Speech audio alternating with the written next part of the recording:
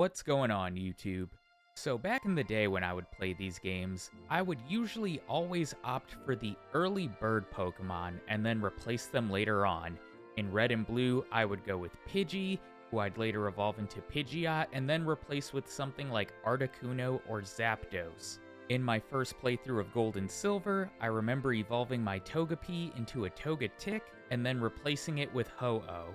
And in Gen 3, I remember using a Swellow and later replacing it with Rayquaza or one of the Wandering Dragons. I'll admit I've never finished a Gen 4 game, but I am a huge fan of Staraptor, and I definitely used Unfezant in Gen 5.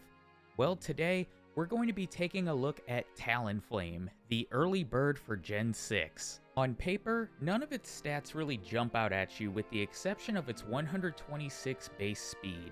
It's a mixed attacker with 81 attack and 74 special attack, and its learn set and TMs really reflect that. We start with two hard-hitting physical stab moves in Brave Bird and Flare Blitz. Unfortunately, both of these deal recoil damage, but by level up in TM, we're going to get access to moves like Roost, Acrobatics, Steel Wing, Brave Bird again at level 64, Flamethrower. We can take advantage of the Sunny Day and Solar Beam strat, which might come in handy for Seabold later. In terms of nature, I'm going with a lonely nature to boost my attack and lower my defense, along with going with Hidden Power Electric for this run. With Seabold being a potential wall, along with Lysander's Gyarados, I think Hidden Power Electric might be the safest route. With Grant also a looming wall and the second gym leader, I take every optional battle that I can in Santaloon Forest. There are trainers in later routes that I did skip, namely Route 5, and I debated restarting the run after that, which I'll get into that in a little bit. My rival, my friends, and myself can make our way to Santaloon City, and I'm going to take on the gym leader Viola right away. And you can imagine, with having Brave Bird and Flare Blitz on my moveset, this one is pretty easy, as both Brave Bird and Flare Blitz get one-shots on Surskit and Vivian. I continue the training on Route 4, taking on every trainer that I see, along with picking up the Ether near the end of the route. I meet the Professor's assistants at the end of the route as well, and get the TM for return, which will come in handy later. I battle the Professor, and once again, the Pokemon I can pick from is bugged. I pick Roggenrola, but change it to Squirtle with PK Hex. I meet Diantha and Lysander at the cafe, and make my way to Route 5 towards Camphirier Town. I skipped a lot of battles here just because with some of them, you do have to go out of your way, but the extra training and possible levels that I could have gotten out of this could have made Grant easier, which I'll show when that time comes. But I was beelining it towards a certain TM that will be our first setup move for now, which is TM01 Home Claws. I pick up the Star Piece along with the Ether when I arrive in Camphirier Town and head to this house. Here, you can show this guy a certain type of Pokemon that he's asking for, and as a reward, you'll have your choice of 4 different berries, which I pick the Cherry Berry, because we need something to counter Thunder Wave against Grant Zamora. I then make my way to Parfrum Palace, get the rare candy, the HM for Cut, rescue the Furfrou, watch some fireworks, and then get the Poke-Flute, along with the TM for Protect. I take Route 6 back to Camphirier Town because there are some optional battles here that I can pick up, along with picking up the TM for Venoshock, which I never knew was here. I wake up the Snorlax blocking the bridge, and take care of some errands in Amberette Town, like grabbing Rock Smash, talking to the scientist about some fossils, and then heading to Glittering Cave, where we take care of Team Flare. I take the Sail Fossil this time, grab the Dowsing Machine back in town, pick up the rare candy on the beach, and then continue to do some optional training on the beach before arriving in Salage City. In Salage City, the first thing I do is pick up the TM for Rest, and then I head to Route 10 to do some additional training since Grant, the Rock-type specialist, is the second gym leader. During this training, I hit level 25, which we can then learn the move Roost. And this is where skipping all those trainers back on Route 5 could be a problem. I try to battle the first optional trainer in Grant's gym that I can, and unfortunately, it ends terribly for Talonflame. This first trainer has a Dwebble that has the ability Sturdy and a Relicanth, for some reason I go for Peck, and Rock Blast gets enough hits to one-shot me. Alright, lesson learned there. This time, I'm going to make my way to Grant, and I'm going to skip every trainer battle that I can, which fortunately is all of them. But I wish I could battle them for the additional experience, because Grant is a huge problem. We don't even one-shot the Amora with Flare Blitz, which does neutral damage, and it counters with Rock Tomb, which is 4 times super effective, one-shotting me. Eventually, I went back to Route 10 to battle some wild Pokemon in order to level up and then pop rare candies, and battled the trainers that I could in Grant's gym to reach level 30. Here's what a battle at level 30 looks like. I start by setting up Hone Claws and hope for a Thunder Wave, which are Cherry Berry cures. From there, Flare Blitz will get the one-shot without a critical hit. Against Tyrunt, I need a critical hit with Brave Bird, which I think will get the one-shot, and if I don't get one, I need Rock Tomb to miss. Well, I don't get a critical hit in this one, nor do I get a Rock Tomb miss. But while I play some losses to Grant, let's talk about the move Natural Gift, which Talonflame learns at level 31. The power of this move varies by the type of berry the user is holding. If the user isn't holding a berry, then the move will fail. For instance, if we're holding a Chesto berry, the move type will be water with 80 effective power, and an Aspear berry will make it an ice type move, also with 80 effective power. According to Bulbapedia, you can get both of these berries before reaching Salage City, and it's quite possible that this move could have made Grant easier and much quicker. Instead of resetting my game and starting over like I thought about, I decided to back up my save file and use PK Hex for some help. So here's the battle at level 31 where we would have Natural Gift and an Aspear berry. We one-shot the Amora with Flare Blitz, but now how much will we do to Tyrunt? Well, it's not a one-shot, and Rock Tomb can take us out in one hit. I decided to alter my level to 33 to bring us to the next damage rounding threshold. And wouldn't you know it, level 33 was the key. With an Aspear berry, Natural Gift one-shots the Tyrunt. So if I ever redo this run, it looks like level 33 will be key. But how did I actually defeat Grant? Well, with some luck.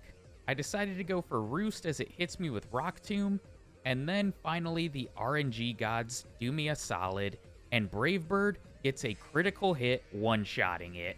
And I really wish I could have recorded my live reaction to this, because I was pretty pumped. Since I can now use Strength outside of battle, I head to Connecting Cave, and pick up the TM for Aerial Ace. As great as Brave Bird and Flare Blitz have been, and now having a move like Roost on my moveset, I need something that isn't going to deal damage to me where I have to heal myself every other turn. I can head to Geosenge Town and deal with Team Flare along the way, along with battling Karina as I exit town, pick up some optional battles on Route 11, and head through Reflection Cave.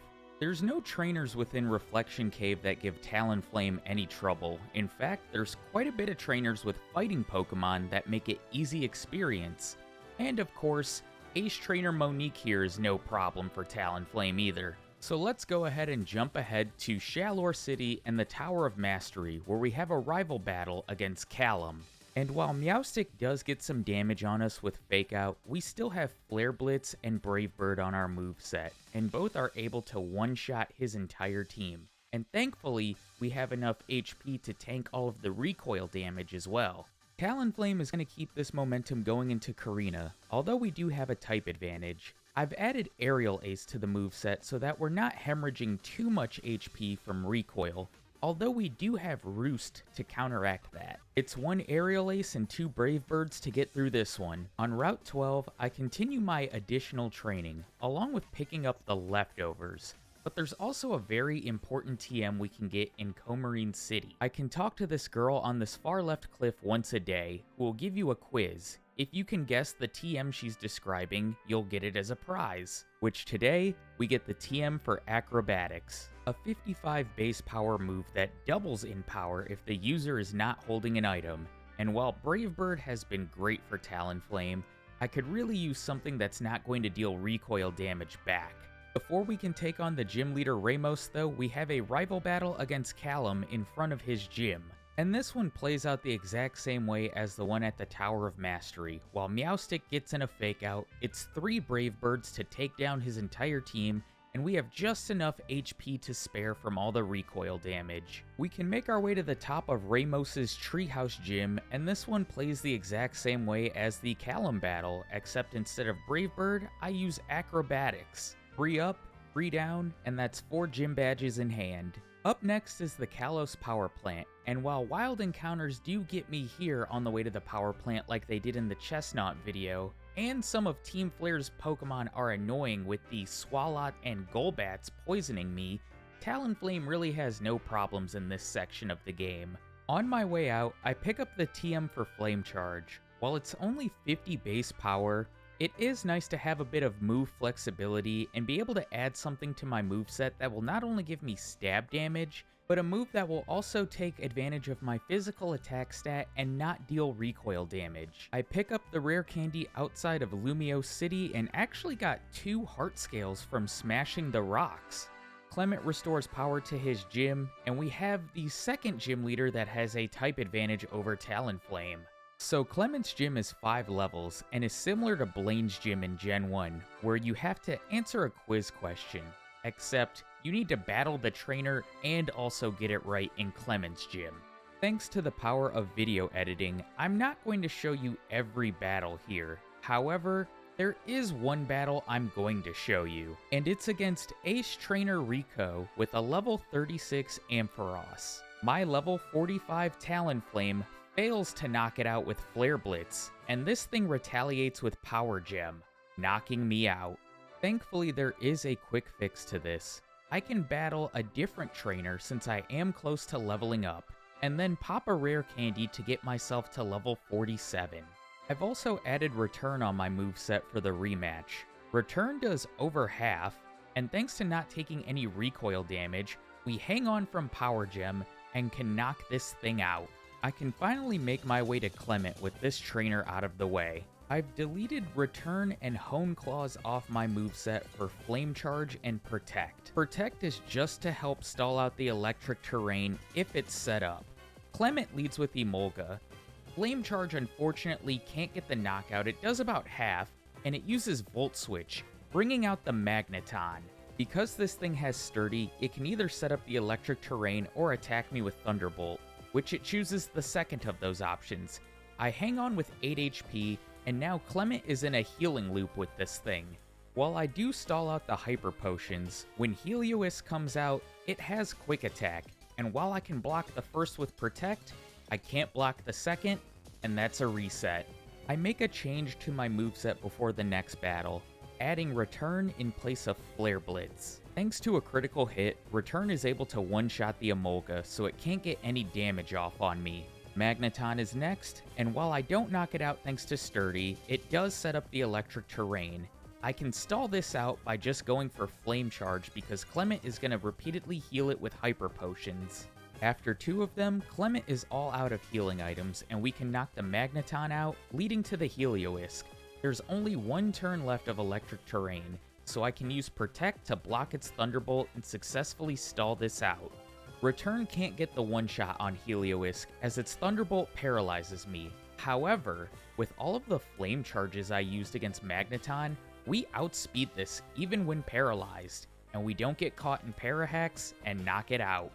Before heading to Route 14 to have another rival battle with Callum, I stop by the Pokemon Center and pick up the TMs for Sunny Day and Swords Dance, the second of which I was very surprised that Talonflame could learn, and this is going to pair well with a move like Acrobatics. And per usual, I forget to change up my moveset before the rival battle against Callum. While both Swords Dance and Acrobatics would have proven very useful in this battle, I still do have Return. Meowstic sets up a light screen on turn 1, but I have no special moves on my moveset, so joke's on it. 2 returns are able to knock it out. Next up is Absol.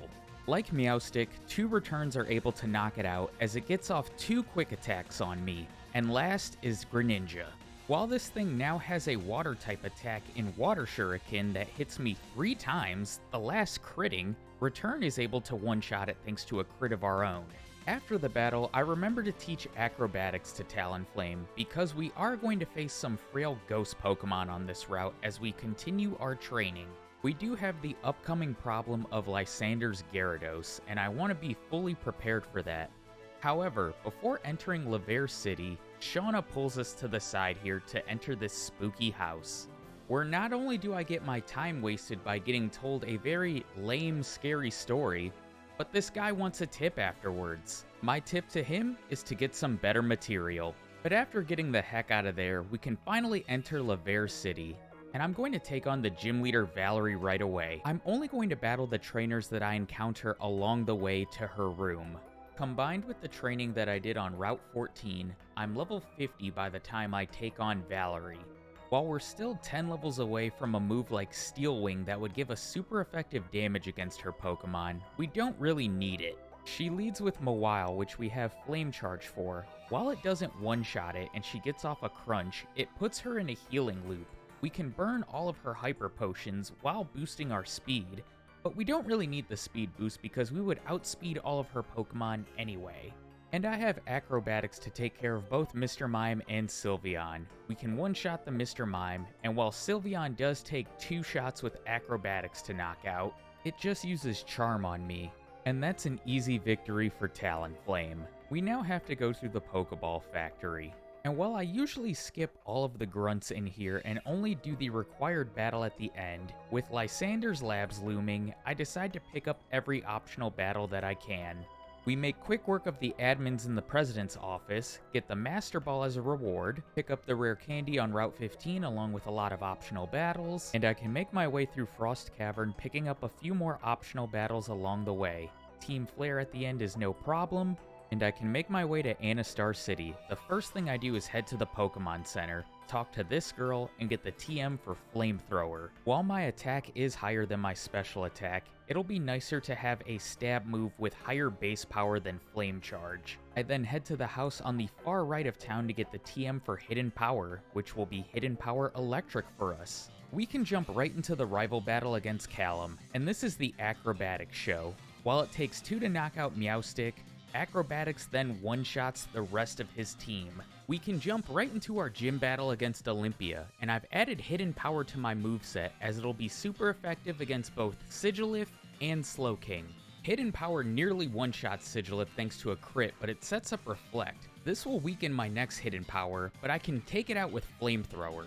She sends out Slowking next, and Hidden Power does over half as it sets up a Calm Mind. My next Hidden Power takes it to about a quarter HP as Power Gem nearly one-shots me.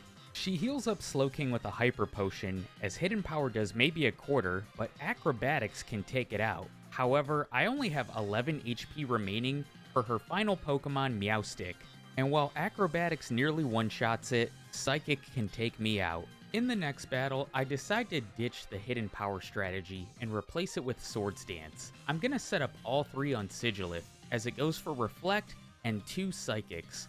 I decide to go for Roost just to recover some HP before going on the offensive, and with +6 in attack, Acrobatics is able to one-shot her entire team. We now have the Lysander's Lab portion of the game to deal with, but before heading there, I take care of a few errands. The first is surfing southwest of Salage City and picking up the TM for Roost along with the rare candy on Route 15.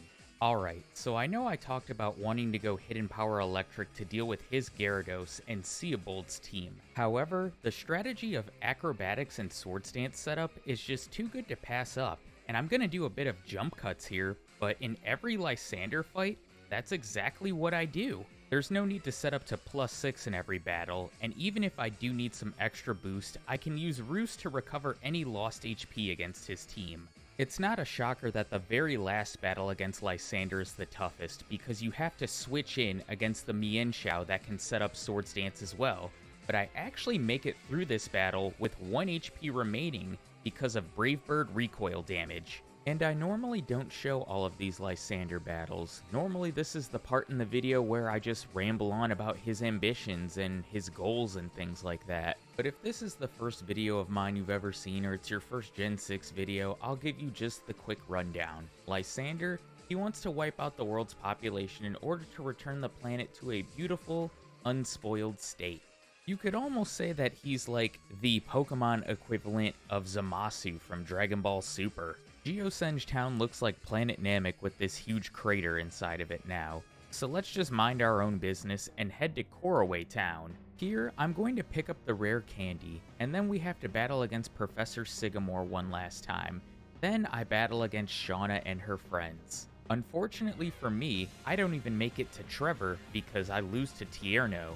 You see, between Shauna and Tierno, you can't heal between these battles, but you do get healed before facing Trevor, and you'll see I'm at 63 HP after knocking out his first Pokemon. I probably could have avoided the loss had I just gone for Flamethrower on Roserade, but I wasn't sure if it would one-hit, and I choose Brave Bird instead, knocking myself out. Lesson learned though, as in the next fight, I have low HP and I go for Flamethrower and it does one-shot Roserade.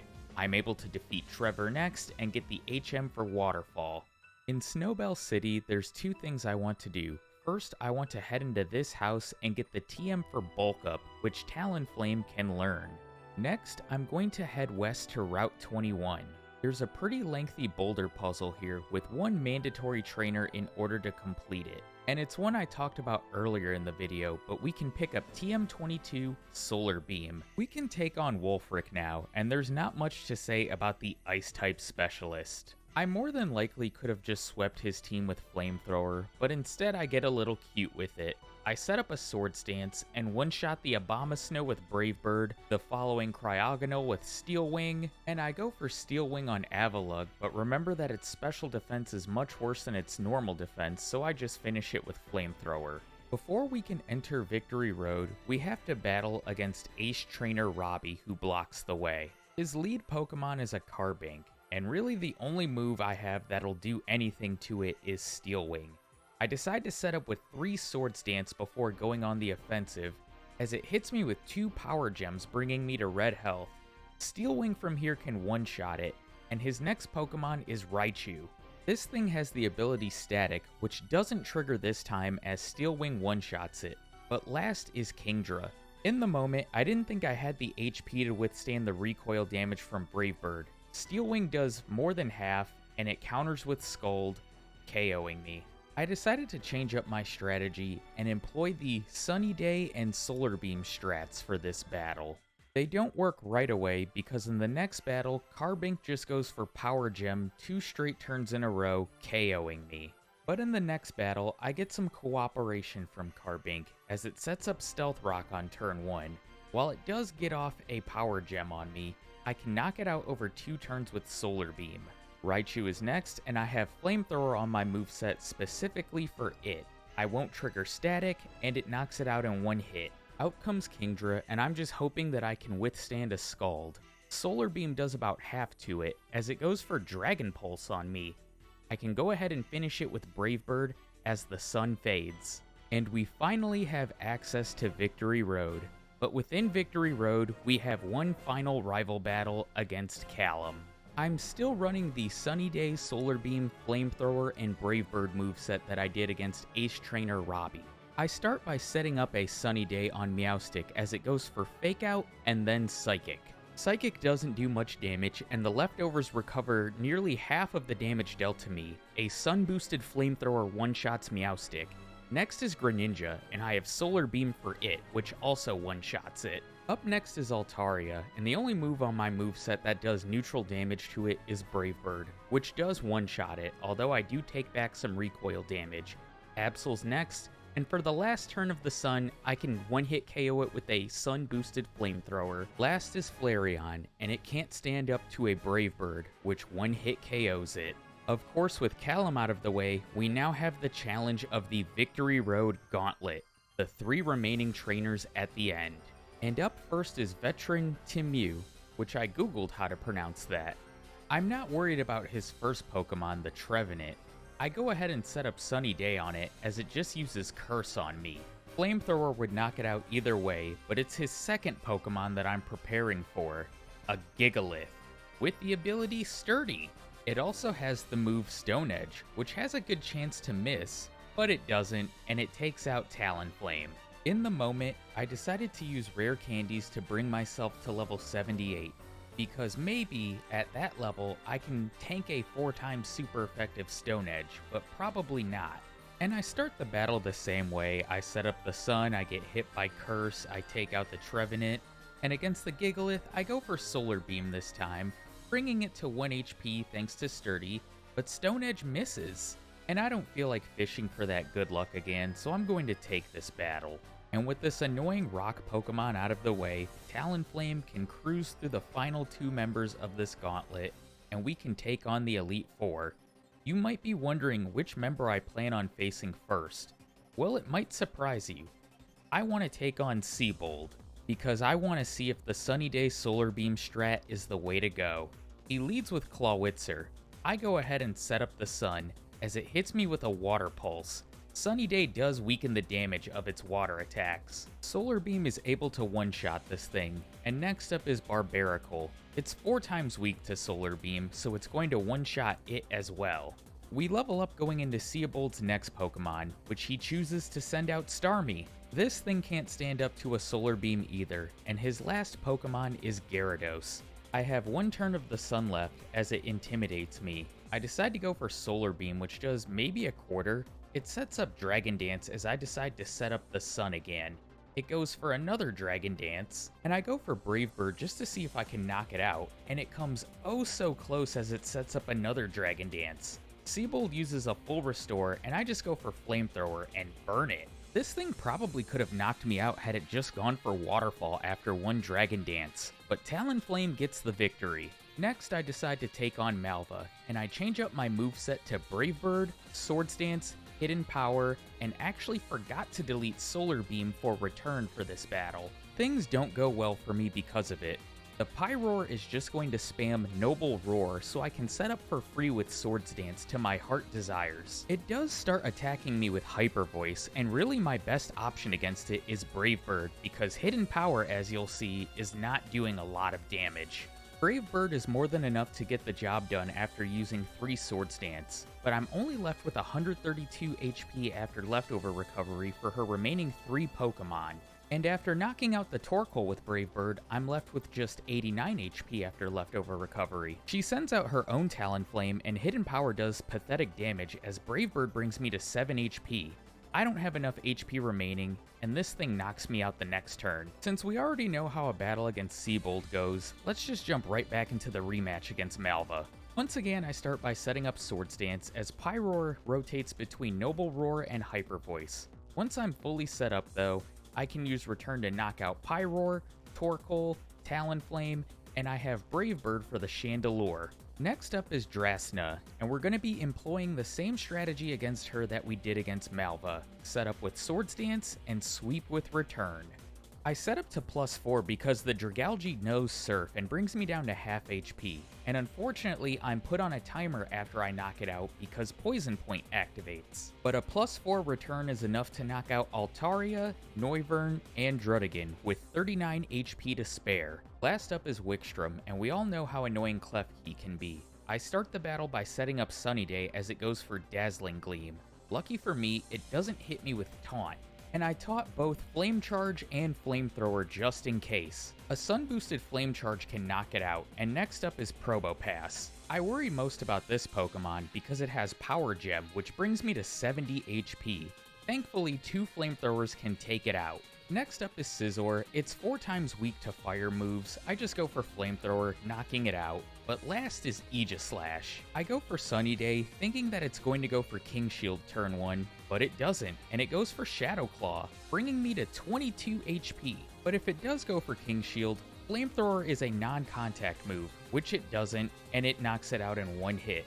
All that's left is Champion Diantha, and I'm changing up my final moveset for this battle to be Aerial Ace, Sunny Day, Solar Beam, and Swords Dance. I decided to replace Brave Bird because I didn't want to take back too much damage in recoil against her Pokemon. Anyway, Diantha leads with Hawlucha. I'm going to start the battle by setting up 1 Swords Dance and setting up Sunny Day. It hits me with Poison Jab, and if it were to poison me, I think that would be an automatic reset. But the main reason I wanted to get the Sun set up is because of the Pokemon that she sends out after Hawlucha, Tyrantrum. A 4 times super effective stab head smash would definitely one-shot Talonflame. Luckily for me, Solar Beam crits, knocking it out in one hit, and next is Aurorus. Solar Beam can't get the one shot on it, as it sets up Reflect. The sun fades and I decide to set up a Swords Dance as she full restores. I set up Sunny Day again as it goes for Thunder and actually hits me. It eventually sets up a light screen as well, so the power of Solar Beam is weakened. However, the Reflect does wear off. And once it does, Aerial Ace is doing tremendous damage thanks to all of the boosts from Swords Dance. And when I finally do knock out Aurorus, I no longer have a need for Solar Beam or Sunny Day, because we have the speed, we have the attack power, and we have an attack in Aerial Ace that never misses. So Goodra, Gourgeist, and Mega Gardevoir all go down to one Aerial Ace, crowning Talonflame the champion. This is a final in-game time of 7 hours and 22 minutes. And as it stands right now, Talonflame posts the worst results for all of the solo runs I've done in Pokemon X and Y. And hopefully the next Pokemon I choose to run in this game won't be as rough. I'm still looking into options, but I think we might try the new typing, the Fairy typing that was introduced in this generation, in our next run. As always, thank you for the continued support on the channel. I'm actually working on my first Versus video on the channel. You guys seem to like the Rhyperior run that I recorded over a year ago. Well, there's 2 Pokemon that I actually recorded well before that one, and I decided to give them a remaster and run them one more time to see how they can go head to head. I'm also trying to learn a new game for the channel, because there's a certain Pokemon I'd like to run for my birthday later this month. But that's all I've got for you guys for now, and I'll catch you in my next video. Take care, everybody.